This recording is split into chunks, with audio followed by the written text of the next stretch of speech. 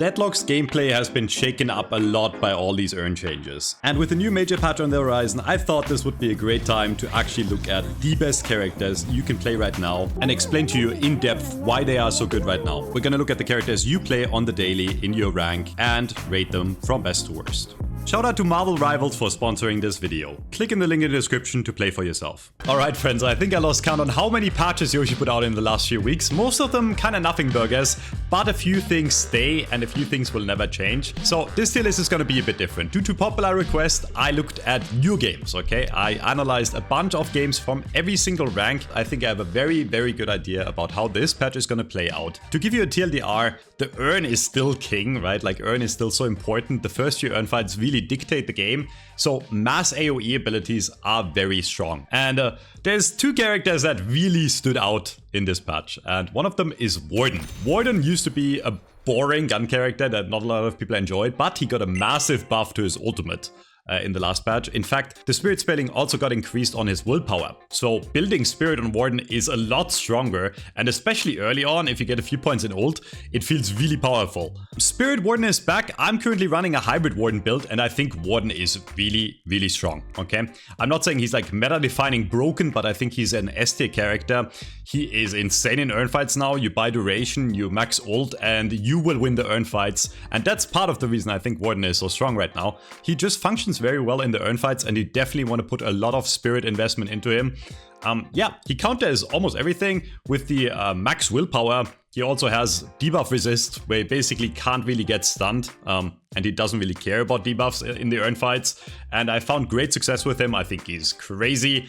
And again, this is pretty early on in the meta. It might very well turn out that he's S+. I'm gonna put him in S tier for now. I'm gonna put him in S tier for now. He's still a meta-defining character. Speaking of meta changes, today's video is sponsored by Marvel Rivals. I have not played Marvel Rivals since launch, and one thing that surprised me is how different Season 8.5 really felt. One thing I immediately noticed is how much content they've added. The roster is now up to 51 heroes, and every single one of them is free to play. There is a ridiculous amount of variety, a bunch of playstyles, team comps, hero interactions, compared to when I last played. The new season 8.5 just launched on June the 12th and adds Cyclops as a new duelist. What stood out to me is that his kit is not just about aiming at people, he actually uses ricochets to pressure enemies behind cover and even use the recoil from his optic blast to reposition around fights, which creates some pretty cool skill expression moments. And his ultimate can wipe out the entire enemy team if used well. I also got to check out some of the newer content they've added over time, and it's clear that the game hasn't stood still. They're constantly adding heroes, team-up abilities, maps,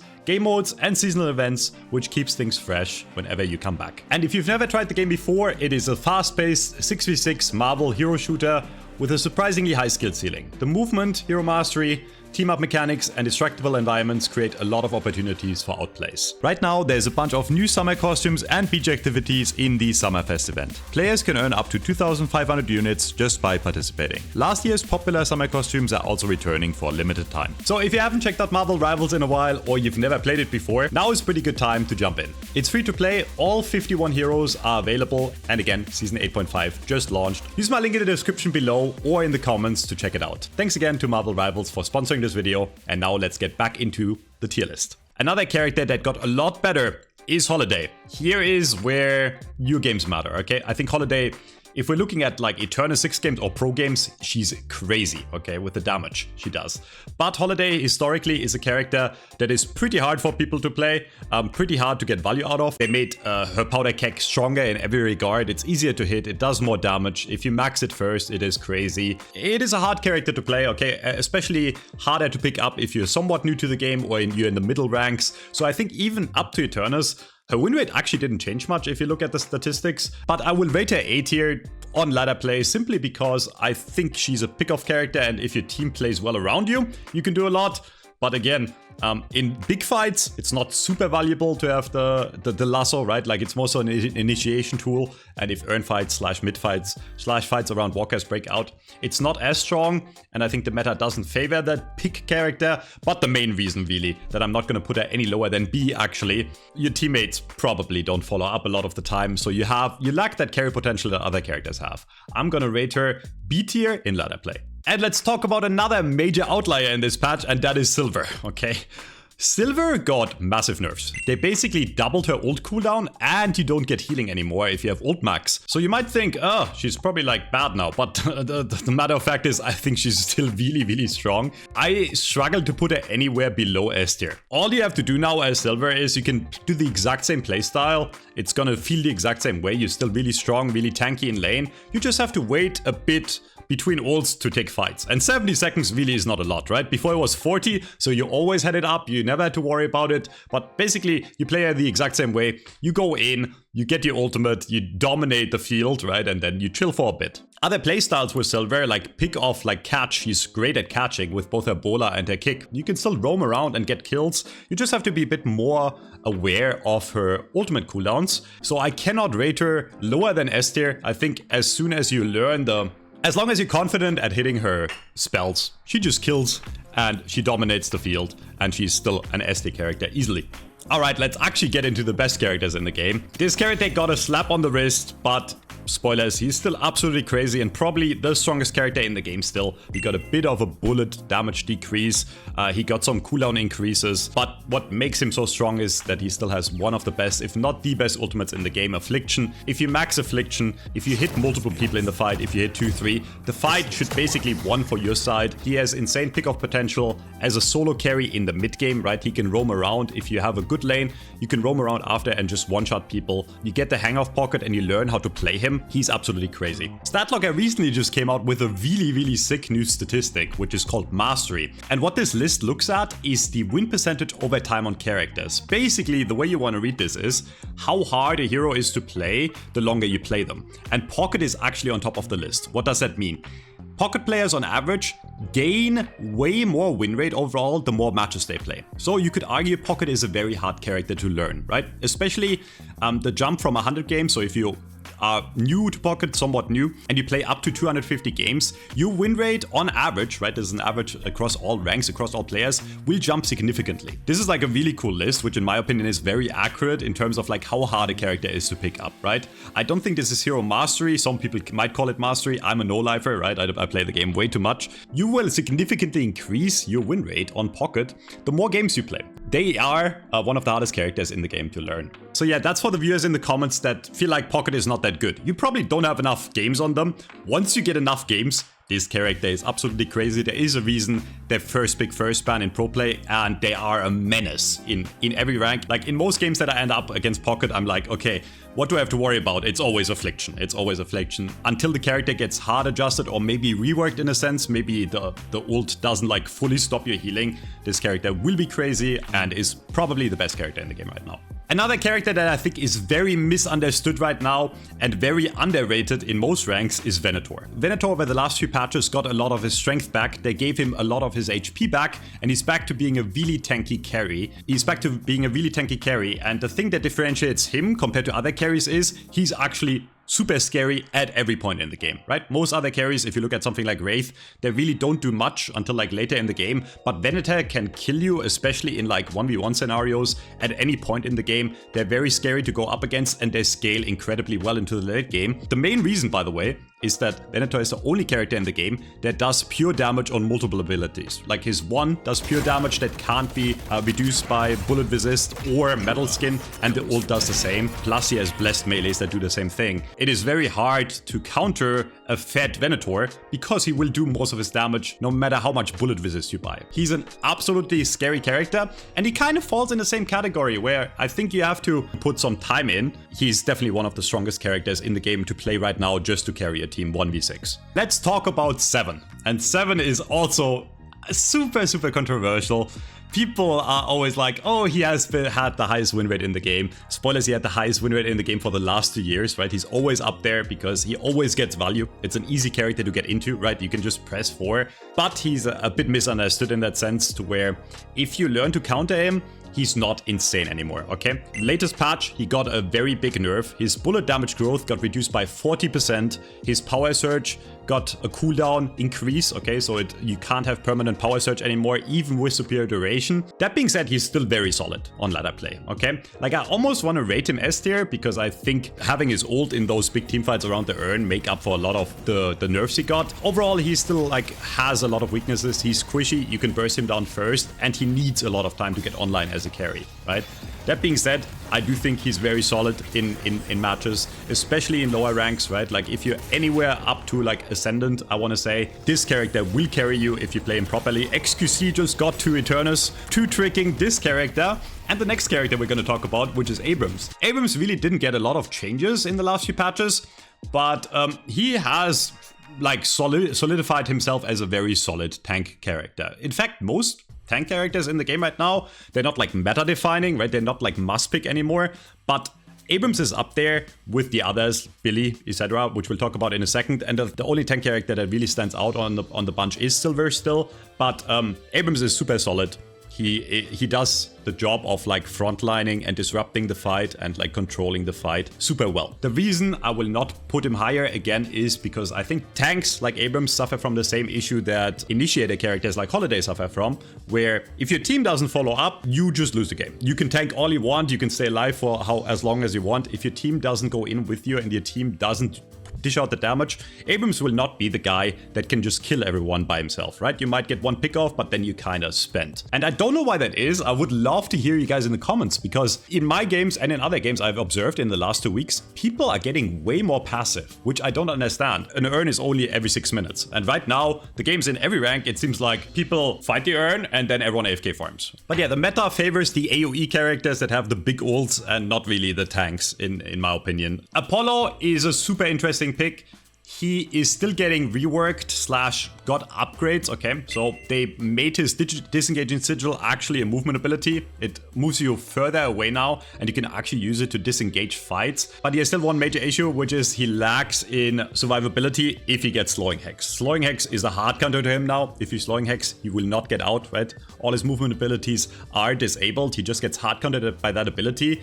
And with the nerfs he got to his laning stage, before Apollo used to be that guy that like rolls the lane and then rolls the mid game and then falls off late game, but now it's hard even to like control the mid game, because a lot of the time you will not hard win the lane. I do think the changes to disengaging sigil and the buffs he got in this patch helped him, but I think he's still a pretty mediocre character, and I want to kind of put him in like a niche tier, which is like C. He's not horrible, he's not unplayable. In fact, I think most characters on the like right now in the game are not unplayable, but I think Apollo is still struggling quite a lot. Next up, Bebop also got changed to where they want him to be more like a tank. The bomb sticky now gives you resistances instead of extra damage on your gun. His uppercut got like a 1% HP increase. He is not great at dealing damage anymore, right? He got nerfed a few times now in the last few patches in terms of like his damage output, both spirit and gun. So they really want this character to be a tank / initiator, and I think he still fills that role really well, right? Like if you're good at hitting hooks with Bebop, you will still be safer than like a Holiday, right? Because if you hit a hook on Bebop and your team doesn't follow up, you're still fine because you won't die, right? And for that reason alone, I think Bebop is actually very, very solid in the current meta if you play him properly. And I might regret my ranking in a bit when it turns out like he actually doesn't die at all anymore. But like for now, I think he's a super strong initiator that also fills the tank role really well. Next up, Billy. We talked about him already a bit, right? And he's like the last like true tank I think we have right now, right? Like got nerfed in terms of damage, but it's just really good at tanking. He has a very solid HP pool. And yeah, I think if you play him well, he is the strongest tank in the game, and Billy has one redeeming quality over Abrams and Bebop, and that is that he can actually transition into like a kind of a carry role if your team doesn't pick up the slack. You can go either more spirit or more gun and actually do a significant amount of damage if you have to. You're really versatile in how you can build this character right now. If you look at someone like Wonder is like a top player in NA, and he's playing Gun Billy right now and carrying like Eternal 6 lobbies with it. So I think Billy is super multi-versatile, and for that reason alone, I'm gonna rate him higher than Bebop and Abrams, and he is easily in the S tier. I want to say the best tank now, probably better than Silver. Calico got a few quality of life buffs. I say a few, it's quite a few actually. The Gloom Bombs now, when you trigger them, they immediately apply a debuff on the enemy that lowers their melee resist, so you will do more follow-up damage with your Leaping Slash and your melee attacks, right? Plus, the ultimate heals you more, deals more damage, and she's getting back to that spot where she can actually kind of one-shot people and nuke them very fast, right? With all the damage increases. She's already being picked up in pro play more, and I think with this, Calico is back. I'm not gonna give her anything higher than like low A tier, because I don't think, again, like her solo carry potential to win a match by herself is kind of lacking. You really want to make sure you win the lane and then just snowball in the mid game, because if you don't do that, she's gonna fall off. Same really goes for Celeste. Bunch of changes in the last few patches, no changes this patch, but super solid, and Celeste feels like a hybrid role between like a nuker, but she's also can be really tanky and disruptive. She's just never weak, and she's definitely not weak this patch. I think she is super strong and does not belong anywhere below S tier. The only thing you really have to do is figure her movement out, right? Like, she has more movement options than really any other character in the game. She can actually carry the game from start to finish. You can win the lane, you can win the mid game, and in the late game, if you move correctly, you can bait the enemy team into chasing you way longer than they wanted to. So even if your team is scared and doesn't follow up, you can go in, get a pick off, live, get out, and bait the enemy team into chasing you too far, and then your team eventually will show up, hopefully, right? Eventually they will leave the jungle and win the game for you. Dorman got nerfed. The call bell does like 5 less damage, okay? I despise this character. I hate playing against Dorman. I think most of you feel the same way. He's just really unfun to play against, and the cheesy Dorman playstyle with the doors is still the main thing you have to do on Dorman to get value. Otherwise, he's also really, really solid, and I cannot rate him any lower than S tier. Drifter, I think, is in a pretty tough spot. I might be biased because I tried to play Drifter the other day and it was absolutely horrible, but I think he's just not great right now. He has the issue that he wants to be active and get kills solo, but the meta is all about those team fights. Plus, he's not very good in lane. From my experience, in every rank, it's kind of hard for Drifter to get these solo pickoffs the way people are playing right now, because people stack more than usual. So his entire playstyle is kind of just not meta, right? It's anti-meta. He still has things going for him, right? Like, his 1 is a lot stronger than it used to be with the silence. His bleed does a lot of damage, but I think if you want to carry, there's better options. If you want a pick-off character in the mid game that roams, there's better options. So I'm gonna put him in niche. Dynamo, kind of surprising to me. I felt like Dynamo should have actually been good in this meta with how many teamfights are going on right now, but he also seems niche. And I think the main reason that is because the rest of his kit is just very weak right now, right? Like, Dynamo is all about the black hole. With the new urn where you just have to be in the radius, people tend to not be stacked completely on top of the urn, so it's harder to get like big black holes going, right? And just don't think he performs very well. Not much to say other than niche. Graves, most controversial placement in the video, maybe? I know people hate this character, and I hate her too, and she was too strong 2 patches ago, but she got nerfed, and now she just got hit hard again, okay? So they nerfed her skulls more, both in damage, and the charge rate is lower. I think she is a bad character. Graves will always be a noob stomper, in the sense of, like, if you don't have good aim against her or you don't know how to position against her, she will kill you. And she's really frustrating because she herself doesn't have to do anything right, or most things not right, to get value. She did get nerfed quite hard. That being said, is she like unplayable? No. I'm gonna put her in B tier, okay? So, okay, call it bait, but like, she still gets value because of how easy it is to get value out of the character, but you won't carry the game, okay? You're just gonna exist and you hope the enemy fucks up, and that's really the entire playstyle of Graves. Great Talon got a few minor nerfs to his rain of arrows. He can't fly around nearly as much anymore, but like, it's not big nerfs, right? His damage is still ridiculous. I would put him in S+ if we're talking about like if you have a good team, but the issue with Great Talon is that you need a team in front of you to make him work, right? If your team does not play around you and your team does not protect you, you can actually die. He is a glass cannon character, just like Vindicta, right? But he is the better glass cannon, okay? So let me get that out of the way right now. Vindicta, I know, got a slight buff, but she is just like worse than Great Talon in every regard, okay? Snipe is nice, but Owl goes across the entire map, and the damage you put out on Great Talon is just way higher. Both gun and spirit, okay? The arrows do insane amounts, and I watched a scrim today where Great Talon had like 200k damage and did the best next person, and that was a pro game, and the best next person had like 80k. Absolutely crazy character that is team reliant, so for that reason alone, I will put Great Talon only in S tier and not S+, because he is team reliant, but he's a crazy character right now still. Is this a hot take? Is Haze the worst character in the game right now? She has this 1v1 pick-off playstyle, right? Where the way you play Haze right now is you ult max, you hit the sleep dart, you slowing hex them or curse them, and then you press ultimate. And that's really her entire playstyle. I think it's very lame. Like, her gun itself is not that crazy. I don't think she fits into this meta. I don't think she's particularly great at team fighting. And again, finding pick-off solo is really hard. And I think Haze is even worse at that right now than Drifter is. So for that reason alone, I think I'm gonna put Haze as the worst character in the game. Infernus got a few quality of life bug fixes, the burn is more consistent, and he was already really good, and I think he's still really good. I'm gonna put him high A tier. You play Infernus as a tank right now, okay? Or a disruptor slash frontliner. The more orange items you buy, the more gun items you buy, the worse you actually do. If you look at like the best Infernus players right now, they build all greens and purples and they just flame dash around. It's a dash build, right? It's a dash build meta slash a tank meta, and you're just really annoying. You set the entire like map on fire, and in team fights, you do ridiculous amounts of damage without dying. He's very hard to be punished. I'm not going to put him anywhere below A tier. He's super, super strong. Yoshi should probably like... I think Infernus should be a gun character. That's his entire design, in my opinion. I think the full dash playstyle is lame, but it is very strong right now. Next up, Ivy. I think Ivy is kind of mediocre. She's like a jack of all trades support right now, right? They can like kind of build some damage too, but like usually it's like a lot of support items. Rescue beam, maybe Tesla cannon, right? Like maybe you run like a vortex web, but like most of the time you buy a Mystic expansion and you just like do Echo Shard Stone Form. You're just annoying. As a support, she is just inferior to the support god that is in the current meta, and that is Rem. Rem is S+ tier, okay?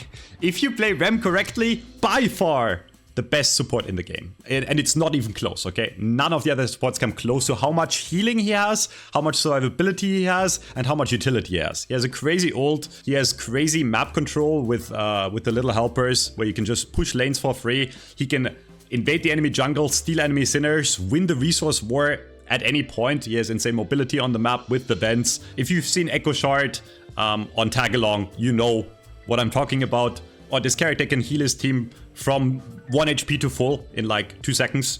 It's absolutely ridiculous. This character needs nerfs. I mean, you still need a team to play, right? Like, you can be the best support in the game, and supports always struggle with if you don't have a team. You won't win the game by yourself, but with how much this character does everything, there's no way he's not broken in S+ tier. Kelvin, yeah. I mean, it's not Rem, you know?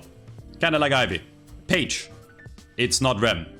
On a more serious note, Paige got a few buffs, and Kelvin's Dome is still really good, but like, I think they're just mediocre for what they do. You can only build them as support right now if you play properly. Like, you could run like a gun Kelvin, it's not great. There is really no other universal playstyles for these two characters, and they just kinda get outshined by Rem at every point in the game. I think Kelvin has a bit more urgency. Domes can, whereas Paige ult not quite as strong, I want to say, in most situations. Lady Geist, I recently picked up this character.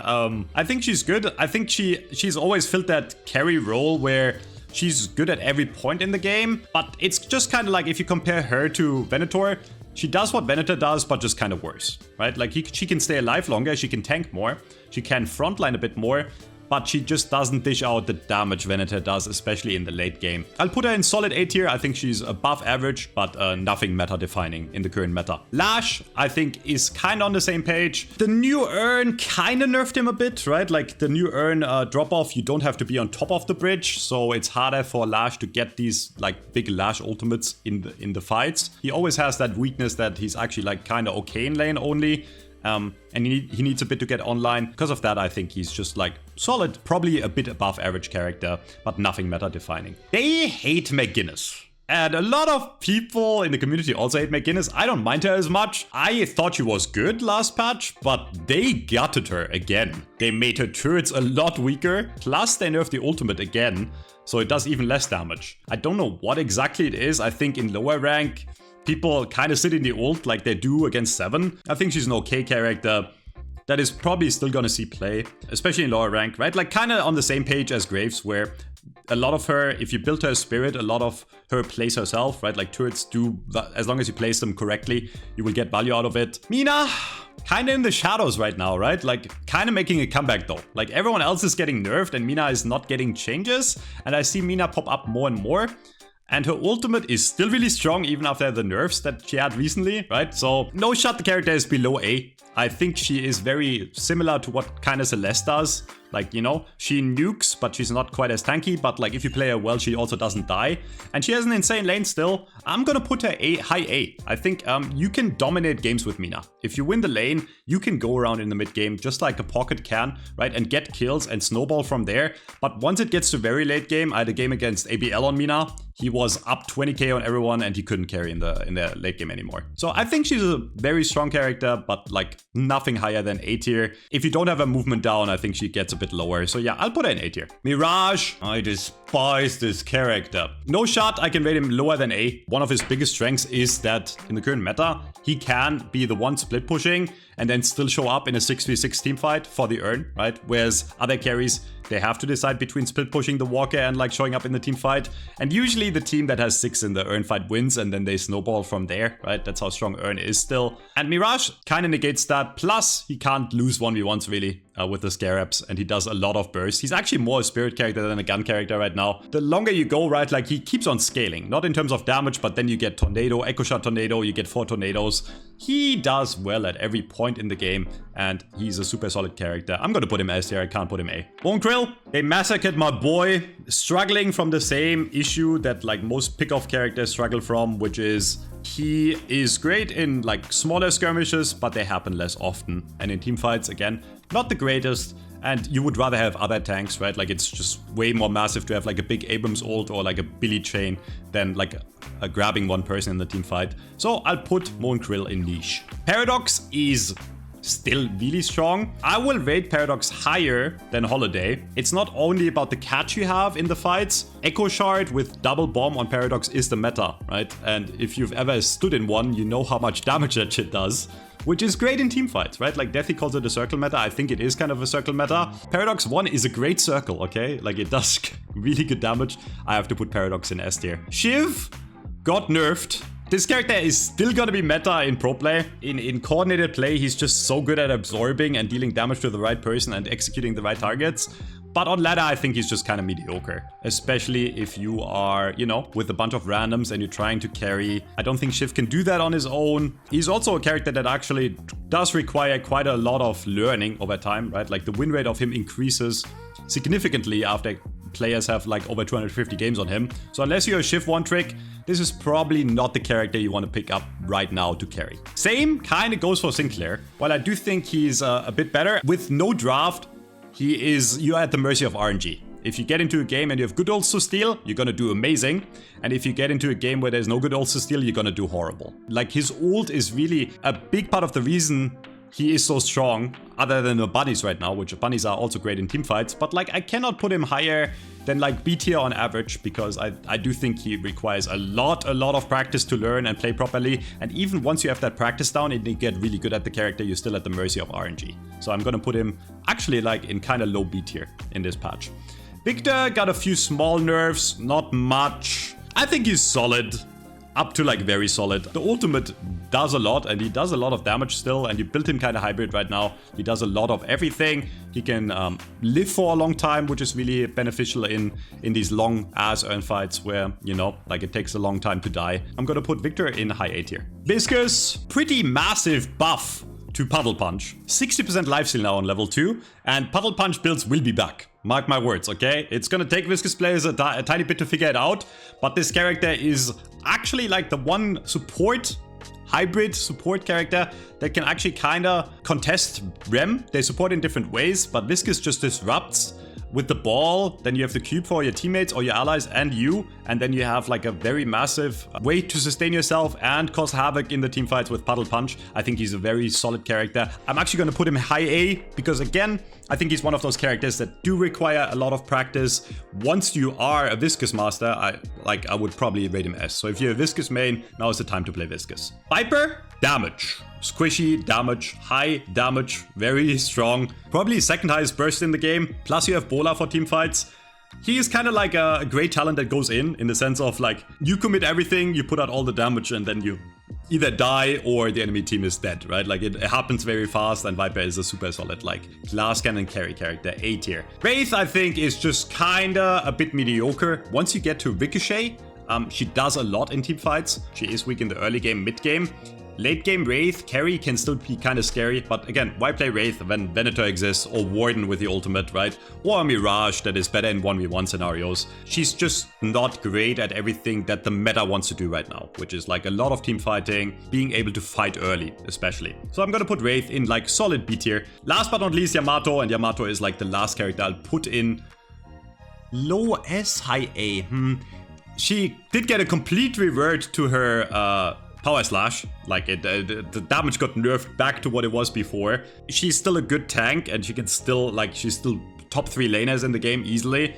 That alone makes her really solid because she can be present early on and just be really disruptive in the fight and kind of like tank. But she's lacking the AoE that like you really need in this patch, right? So I'm gonna put Yamato in A tier. If you look at the tier list overall, I think the balance itself is not bad right now. I think unless you're playing like an S plastic characters, these characters are all very close together, I want to say, other than Haze, arguably. I really don't think there's like any unplayable character in the game right now. I don't mind the meta. Let me know how you feel about this. Again, like if you're a Turnus, some of these might actually change. I wanted to make this for the average player because it's more relevant. I hope that was somewhat useful. Let me know what you think in the comments. And that is it for the tier list. Thanks again, Marvel Rivals, for sponsoring this video. Check out the game in the link below. Metro finally got his patch. Now he's gonna